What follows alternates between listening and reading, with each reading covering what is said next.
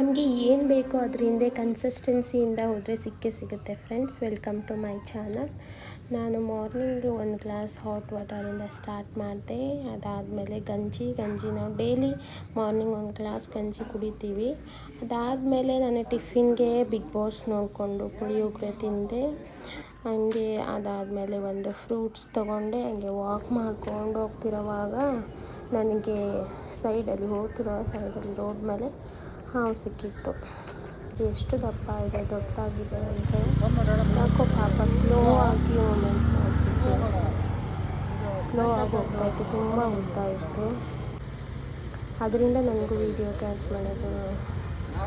ಮಾಡೋಕ್ಕಾಯಿತು. ಆಮೇಲೆ ತುಂಬ ಜನ ಸೇರಿಕೊಂಡಿದ್ರು ಆ ವಿಡಿಯೋ ಅಂತ ಕಾಲ್ ಮಾಡ್ತಿದ್ರು ಆ ವಿಡಿಯೋನ.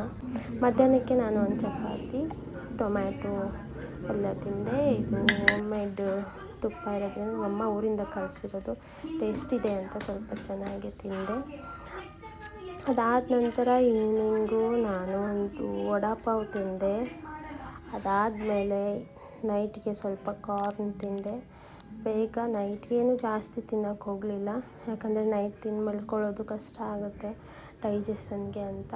ಇಷ್ಟೇ ಫ್ರೆಂಡ್ಸ್. ಇಷ್ಟ ಆಗಿದ್ದರೆ ಲೈಕ್ ಮಾಡಿ, ಸಬ್ಸ್ಕ್ರೈಬ್ ಮಾಡಿ, ಶೇರ್ ಮಾಡಿ. Thank you.